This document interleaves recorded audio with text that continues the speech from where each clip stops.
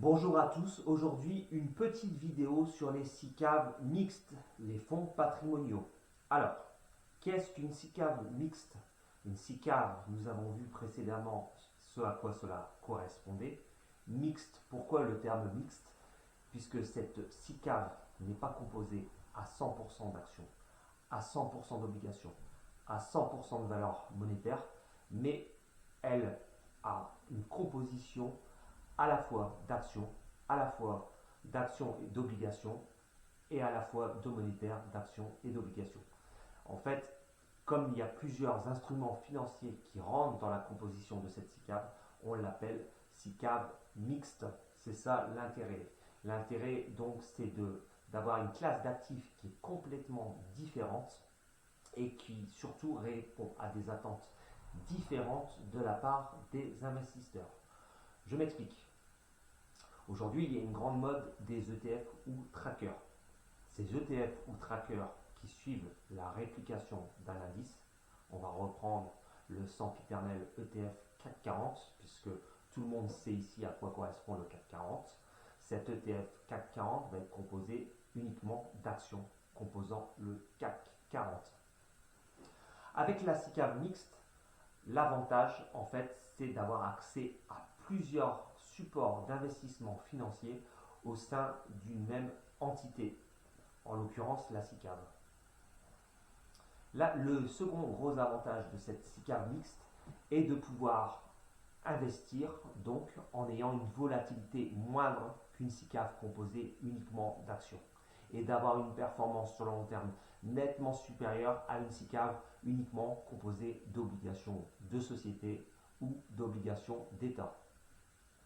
Ainsi, si vous, par exemple, investissez dans une SICAV uniquement composée d'obligations ou une SICAV monétaire, ne vous attendez pas sur le long terme à avoir une performance boursière délirante.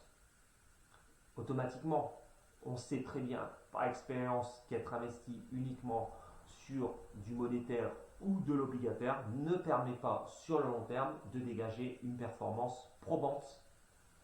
A l'inverse, si vous êtes investi sur une SICAV action, et on le voit surtout en ce moment avec les mouvements boursiers, baissiers très importants, c'est que vous avez la possibilité d'avoir des pertes importantes sur un faible laps de temps, sur une année ou 2 années.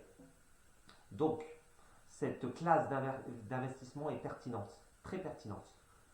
Tout simplement, déjà, pour les gens qui débutent en bourse, c'est le premier moyen d'appréhender l'investissement en bourse, l'investissement via des actions, tout en ayant une relative protection de son capital investi et tout en dégageant une performance supérieure au placement garanti. Maintenant, l'avantage de ces SICAV aussi, c'est qu'on a une quasi-infinité de possibilités d'investissement avec des supports différents. Je m'explique.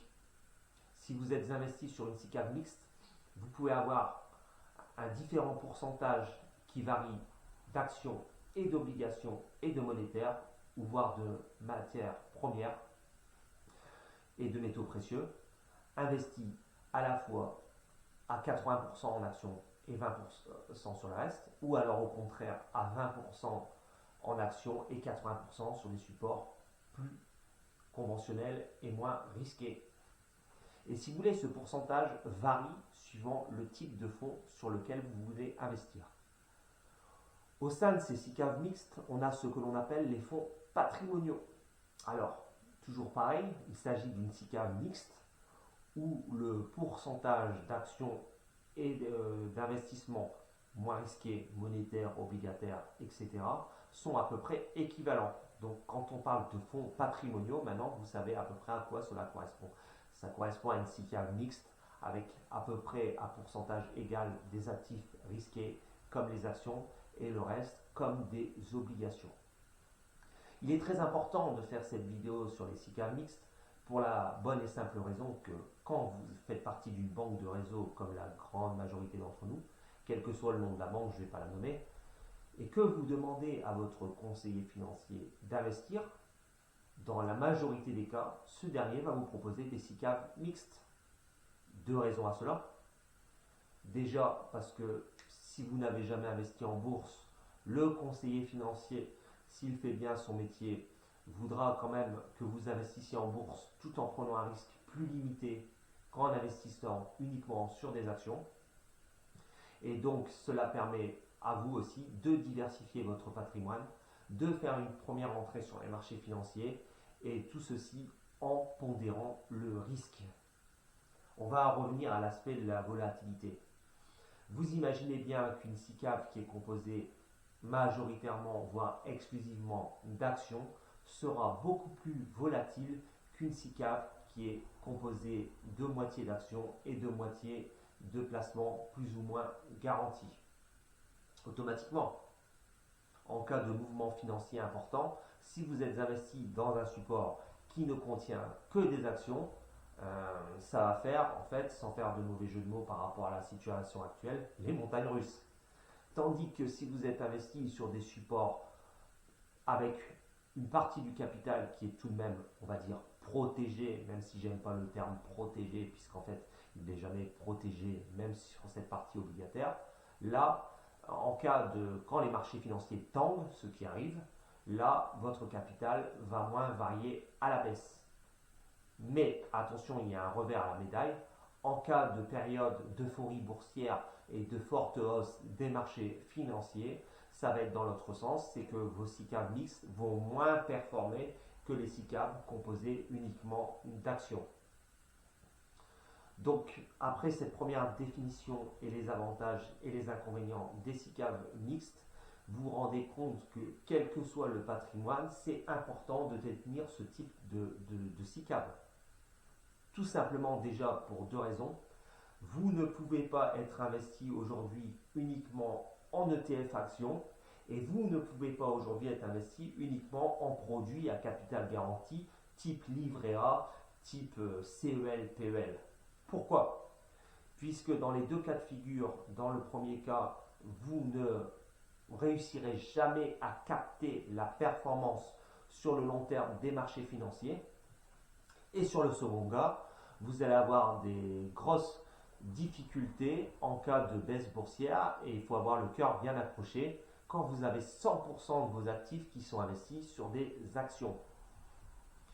Maintenant, en termes de performance, attention, les performances passées ne présagent pas des performances futures. Néanmoins, ce que l'on peut dire, c'est que sur les très longs termes, toujours pareil, plusieurs décennies, puisque le but de cette chaîne, c'est aujourd'hui d'investir sur le long terme, mais on n'est pas sur une vision court-termiste. Ce n'est pas ma philosophie. Je reviendrai sur des vidéos pourquoi vous êtes plus gagnant à investir sur le long terme qu'en voulant faire de la spéculation ou des coups, comme on dit communément dans le milieu du trading. C'est que aujourd'hui, on va dire qu'une SICAV qui est composée à 3/4 de support protégé et un quart d'actions, suivant les organismes de gestion, on peut dégager une performance et s'attendre à une performance de 4% annuel sur le long terme, 4% par an. Ce qui est déjà mieux que la plupart des livrets, puisque le livret A, jusqu'à peu de temps, il était à 1%, même chose pour les PEL, CEL, suivant l'année d'ouverture. Donc, c'est plutôt